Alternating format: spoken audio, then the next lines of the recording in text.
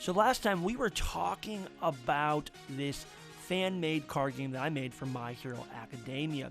We talked about the cards, what kind of cards there were.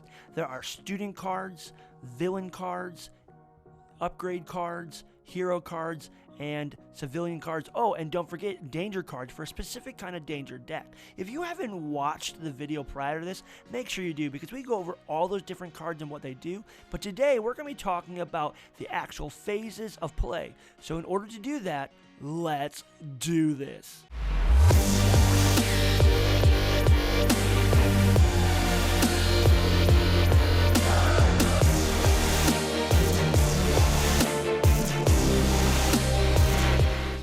So let's look at the play area. The front part of the play area is the field. There is no limit to how many cards can be on the field. However, 2 cards of the same character cannot be on the field at the same time. Behind the field is the recovery zone. All untapped cards in the recovery zone are played upside down to distinguish the recovery zone from the field. On the right, you have your deck and your discard zone. And on the left is your civilian and your danger zones. Before players start the game, each player places their civilian down, as well as their 2 decks. Civilians are stationary throughout the game. Each player draws 8 cards and chooses 3 of them to go untapped in the recovery zone. During the play phase, a player may play as many cards as they can. On the field, players will use their characters to attack their opponent's civilians. When a player's civilian is attacked, the player may use their characters to block. Each player has their own field. And that's really important, because I know in Yu-Gi-Oh! When it says, hey, any monster on the field, that includes your opponent's field. In this game, it doesn't work that way. So whenever an effect mentions the field, they're typically referring to the player's field, unless it's stated otherwise. Now let's look at the recovery zone. After a character activates their quirk, that card is placed tapped in the recovery zone. During the draw phase, players can add 1 card to this zone from their hand. Some cards have abilities that cost energy. To pay for those abilities, you simply tap an untapped card in the recovery zone. This produces 1 energy. If a player does not have enough energy for an ability, then they cannot use that ability. When a card first enters the recovery zone, it enters tapped. That's very important. After the relief phase, which we will be talking about, all cards will become untapped. So let's look at the phases. You got draw phase. At the beginning of a player's turn, they draw 2 cards, not 1, 2. Then a player may place 1 card from their hand into the recovery zone. It's important to note that you don't have to, but you probably want to. Next is the relief phase. If there are any cards in the recovery zone, a player may choose 1 that is untapped and place it in your hand.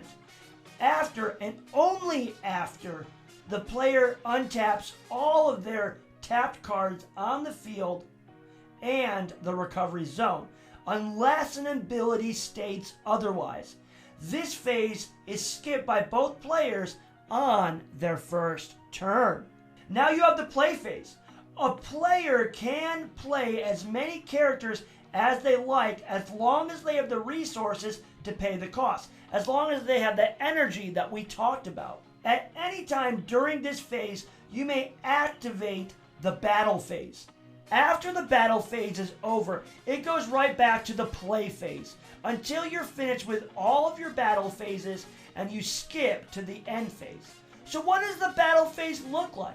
A player chooses 1 character on the field, and they're going to go over the following steps, but it's important to note that the player that goes first may not use this phase at all during their first turn. So here's some of the things that they're going to do. There's the attack step. After a player chooses 1 of their characters on their field to attack the opposing civilian, they're going to tap that character to show that it's declaring the attack. Next is the assist step. The attacking player may choose one student on the field to assist in an attack. This is really important because students really only do two things. They assist when they're on the field, or they boost defenders when they're in the hand. So of course, you're going to want to use a student that's on the field to assist when you're attacking. And by assisting, they add their power to the attacking character. Add any other bonuses from abilities to the character that is attacking. Next is the defense step. The opposing player has an opportunity to block the attack. The opponent may choose one character, and again, it's important, not a student, as the defender. The defending character then becomes tapped to know that this is the one that is defending. Next is the boost step. If the defender does not have a high enough power, the defending player may choose one student from their hand to add that student's power to the defender. A student used to boost is discarded after battle.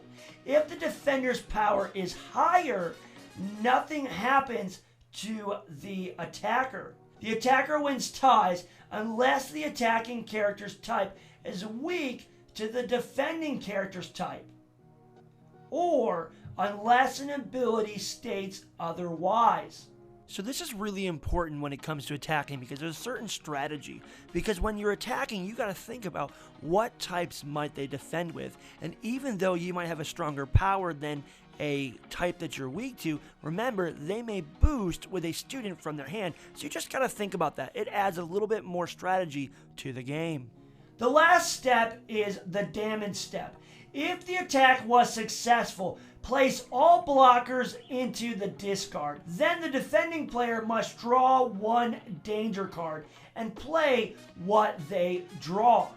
Danger card or hero card in the appropriate zone. After this step, go back to the play phase. Finally, we have the end phase. Resolve any abilities that resolve during this phase. Players may also activate abilities or quirks during this phase.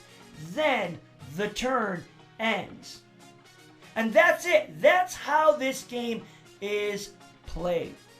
Guys, thank you so much for watching. If you like this, please comment below. Give me your thoughts on it. Maybe you have some ideas for different new mechanics. So please put your comments below. And if you want to see more of the cards, I want to get this video up to 1,000 likes. I know that's a lot, but if you guys really like it, get me 1,000 likes, and I'll do another update on this game and try to show all the rest of the cards in this first set. Hey, maybe I'll even make a download so you can try to play too, but we got to get 1,000 likes first. So guys, make sure you comment, make sure you subscribe, make sure you hit that notification bell so you never miss a video, and we will see you guys next time.